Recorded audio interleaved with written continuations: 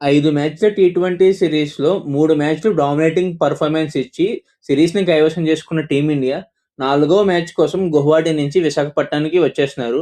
ఇప్పటివరకు ఈ సిరీస్‌లో మొదటి 2 మ్యాచ్‌లు హై స్కోరింగ్ గేమ్స్ కాగా మూడో మ్యాచ్ లో స్కోరింగ్ గేమ్ అయింది.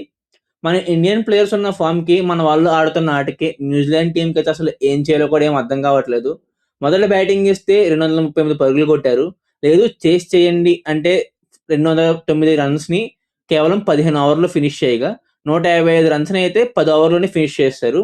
అయితే ఇంక 4 టీ20 కోసం మన టీమిండియా అండ్ న్యూజిలాండ్ టీమ్ కూడా అస్సాం నుండి ఆంధ్రప్రదేశ్‌లోని doctor YS Rajasekhar Reddy VDCA cricket స్టేడియంకి వచ్చేశారు. ఇక్కడ ఇదొక మంచి చేజింగ్ వికెట్ అనే చెప్పొచ్చు. ఇక్కడ జరిగిన 4 ఇంటర్నేషనల్ మ్యాచ్‌లలో బ్యాటింగ్ ఫస్ట్ నెగ్గినవి 1, చేస్ చేస్తూ గెలిచినవి 3. యావరేజ్ ఫస్ట్ ఇన్నింగ్స్ స్కోర్ 149 ఉండగా, యావరేజ్ సెకండ్ ఇన్నింగ్స్ స్కోర్ 138గా ఉంది. ఇక్కడ జరిగిన ఐపీఎల్ మ్యాచెస్‌లో 17 మ్యాచెస్ జరిగాయి మొత్తం. బ్యాటింగ్ ఫస్ట్ గెలిచినవి 8, చేస్ చేస్తూ గెలిచినవి 9. యావరేజ్ ఫస్ట్ ఇన్నింగ్స్ స్కోర్ 170 ఉండగా, యావరేజ్ సెకండ్ ఇన్నింగ్స్ స్కోర్ 142గా ఉంది. కానీ ఇక్కడ జరిగిన లాస్ట్ 5 మ్యాచెస్ కూడా అన్ని హై స్కోరింగ్‌లే. బ్యాటింగ్ ఫస్ట్ నెగ్గినవి 2, చేస్ చేస్తూ గెలిచినవి 3. యావరేజ్ ఫస్ట్ ఇన్నింగ్స్ స్కోర్ 208 కాగా, యావరేజ్ సెకండ్ ఇన్నింగ్స్ స్కోర్ 185గా ఉంది. లాస్ట్ 5 మ్యాచెస్‌లో 190+ రన్స్ స్కోర్ చేసినవి 4 సార్లు కొట్టారు ఫస్ట్ బ్యాటింగ్ చేసిన వాళ్ళైతే. మ్యాచ్ జరిగే టైంకి వర్షం పడే అవకాశం అయితే ఏమీ లేదు. కానీ డ్యూ మాత్రం చాలా ఎక్కువగా ఉంటుంది. అందువలన టాస్ గెలిచిన కెప్టెన్ ముందుగా ఫీల్డింగ్ చేయడానికే మొగ్గు చూపుతాడు. టీమ్ చేంజెస్ చూసుకుంటే శాంట్నర్ చెప్పినట్టు జిమ్మీ నీషమ్ వస్తే కనుక డైరెక్ట్‌గా ప్లేయింగ్ 11లోకి వచ్చేస్తాడు. ఇంకా రిమైనింగ్ టీమ్ చేంజెస్ కూడా ఏమీ జరగకపోవచ్చు.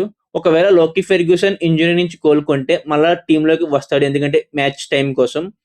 న్యూజిలాండ్ యొక్క ప్రాబబుల్ ప్లేయింగ్ 11 చూస్తే openers Tim Seifert, wicket keeper Devon Conway, Rachin Ravindra, Glenn Phillips, Mark Chapman, Daryl Mitchell or Jimmy Neesham, Mitchell Santner, Matt Henry, Kyle Jamieson, Jacob Duffy, Ish Sodhi.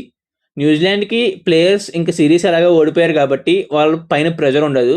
Players అందరూ కూడా T20 world కప్‌ని దృష్టిలో పెట్టుకొని ఎలాగన్నా ఫామ్‌లోకి రావాలి అని ఆలోచిస్తారు. మరోవైపు టీమిండియాకి చూస్తే బౌలర్స్‌ని ప్లేయర్ రొటేషన్ ఫాలో అవుతుంది కాబట్టి బౌలింగ్‌లో మళ్ళా అక్కడక్కడ చేంజెస్ చేసే ఛాన్సెస్ ఉన్నాయి. హర్షిత్ రాణాకి బదులు హర్షదీప్ సింగ్ మళ్ళా టీమ్‌లోకి వచ్చే ఛాన్స్ ఉంది. ఎందుకంటే హర్షిత్ 2 మ్యాచ్‌లు ఆడాడు కాబట్టి. కుల్దీప్ యాదవ్ బదులు వరుణ్ చక్రవర్తి, అక్షర్ ఇంజ్యూరీ నుంచి కోలుకుంటే తనొస్తాడు. రవి బిష్ణోయ్ ప్లేస్‌లో వరుణ్ చక్రవర్తి వస్తాడప్పుడు. ఇంకా బ్యాటింగ్ విషయంలో సంజు శాంసన్ ఒక్కడే ఫామ్‌లో లేడు. తను తప్పితే మిగతా బ్యాటర్స్ అందరూ కూడా మంచి ఫామ్‌లో ఉన్నారు కాబట్టి చేంజెస్ ఏమీ చేయకపోవచ్చు.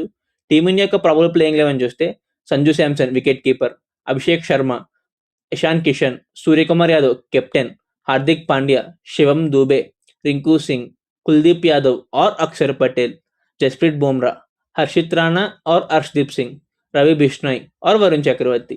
టీమిండియాకి చూసుకున్న ఒక శాంసన్ ఫామ్ తప్పితే మిగతా అంత సెట్ అయి ఉంది కాబట్టి ఈ సిరీస్ క్లీన్ స్వీప్ చేయడానికే చూస్తారు. ఈ మ్యాచ్‌ని టీవీలో చూడాలి అనుకుంటే స్టార్ స్పోర్ట్స్‌లోను, లేదు ఓటీటీలో చూడాలనుకుంటే జియో హాట్‌స్టార్‌లోను చూడొచ్చు. ఇంతే గైస్ ఇవాల్టి video. Thank you for watching. Have a nice day. ఛానల్‌కి ఎవరైనా కొత్తగా వస్తే సబ్స్క్రైబ్ చేసుకోండి. Thank you.